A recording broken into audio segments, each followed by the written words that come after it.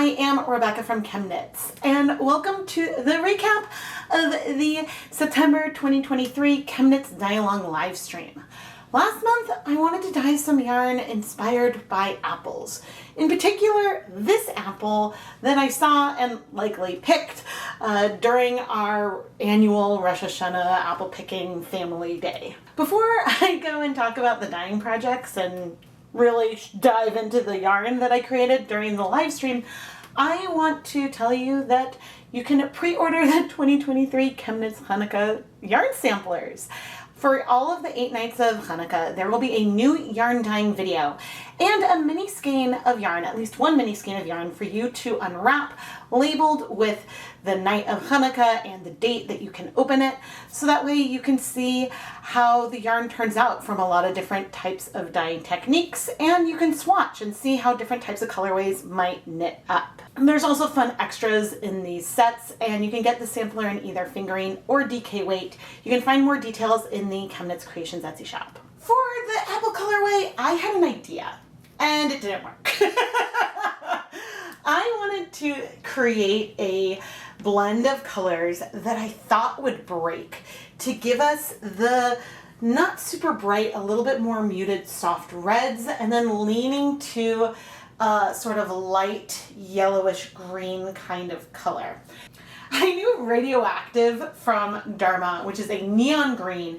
It's also very true to its name. It's a little bit more of a radioactive neon green versus an electric neon green, but I knew that when it's really pastel, it looks yellow, but it's a little bit of a greenish yellow and not as cartoon as, say, sour apple green. And neon colors sometimes take more time to bind to yarn, so I thought if I mixed Radioactive with Fire Engine Red, that we could get a color that breaks from red and has sort of a yellowish green finish. Well, this is what we got.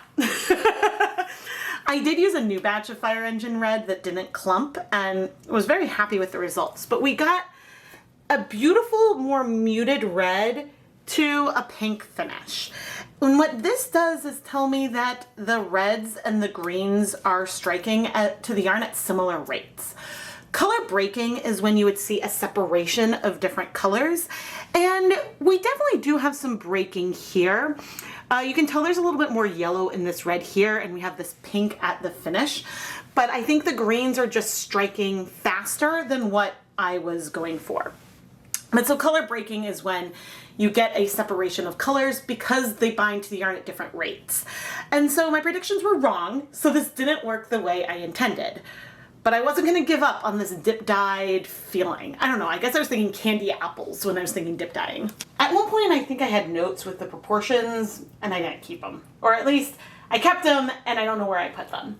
Which is real scatterbrained Rebecca, and is why I should have written things down or immediately taped it into my dye notebook, because that I can usually find, although I misplace that all the time as well. To get a faux dip dyed effect, I was going to dip dye into colors twice. I mean, we ended up doing 3.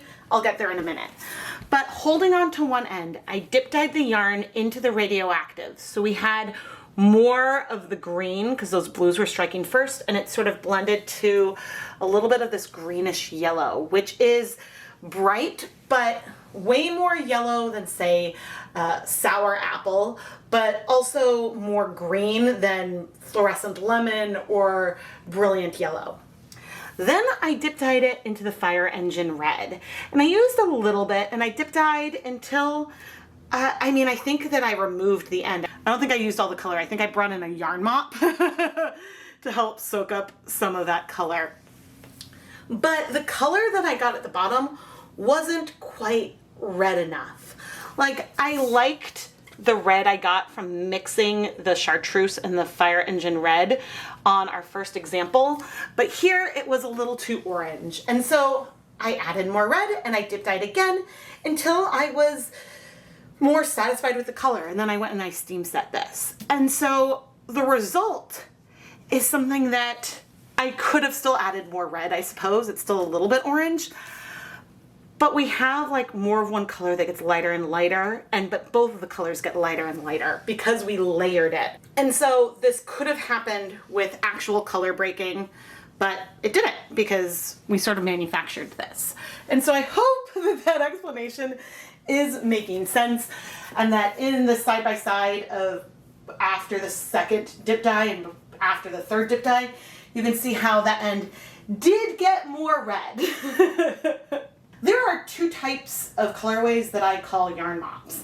And the funny thing is that they can be completely different.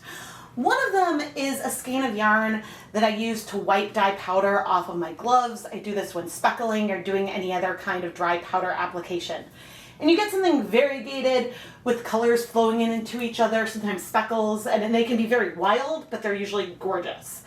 The second type of yarn mop, like we have here, is still very gorgeous, but this time I have a hot dye bath. I want to soak up the dye in there, not the liquid, and so I throw in a skein of yarn to literally mop up that color. And that's what we have here, and it's a very lovely pink. And I really, really like it. I forgot to talk about the yarn. The yarn that I'm using in all of these skeins is Knit Picks Swish DK, 100% superwash merino wool.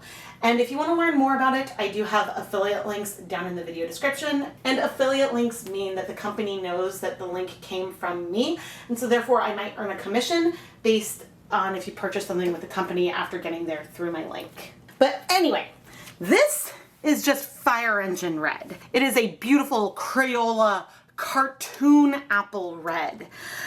Quite a brilliant color. And it does have a lighter end and a deeper end. We do get lighter and lighter red and then a hint of pink. And then for comparison's sake, here is a skein that's just dip dyed in Fire Engine Red. Here's Fire Engine Red plus Radioactive. And now you can really see that there is a difference with our actual red. Because when you look at this skein by itself, it just looks like red to pink. But when you bring in this other skein, suddenly you feel more of the yellow tones in here, and that they did make an effect, even though you would describe this not as orange or anything, but still as red. This is just more of a bright red. And so I'm glad, chat, that we did this with the final skein. If my colors still look a little orange to you for an apple, yeah, you're right. These aren't the exact apples that I photographed, but they are similar varieties. And so my green could have a little bit more blue in it, and the reds could have a little bit less yellow in it. But I did create something that has some elements of green and red that doesn't feel Christmassy. It feels very fall. Maybe not quite apple, but I think I was close. And now it's time to share any yarn that you might have dyed inspired by apples, either whether my apple photo specifically or apples in general. And it's a lot of fun to see how different people can interpret one image and dye things that are quite similar or very, very different. If you would like your work to be featured in future ChemKnits Dye-Along recaps, you can reply to the photo with a photo comment on the ChemKnits Facebook page, or you can share your pictures on Instagram using the hashtag ChemKnitsDieAlong. However, if you're posting on Instagram, I ask that you also share the photos through the new Google form that I have, or at least the link to the Instagram post, because Instagram made changes, and so I can no longer, when I search for a hashtag, look at the most recent photos posted on that hashtag, which is how I collected submissions before. Now you can see the top photos for a hashtag, or the recent, quote, top photos for a hashtag, but they're not in any kind of chronological order, which makes it, again, hard for me to pull submissions for a particular project from that.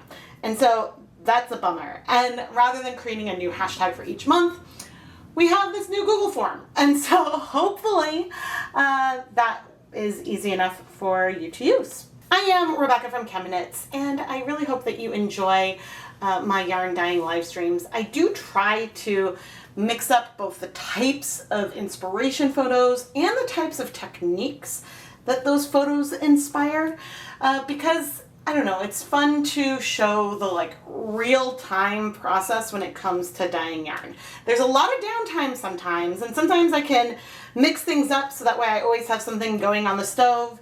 And I do still have another recap to film, which maybe now that I have things set up today, I will be doing that later today. And so that may have come out already. I don't know. But anyway, please subscribe and turn on notifications so you never miss a new video. I try to schedule the die-along live streams in advance, but sometimes things happen pretty last minute. And so if you don't want to miss it, having notifications on is the best way to do it. Thank you so much for watching.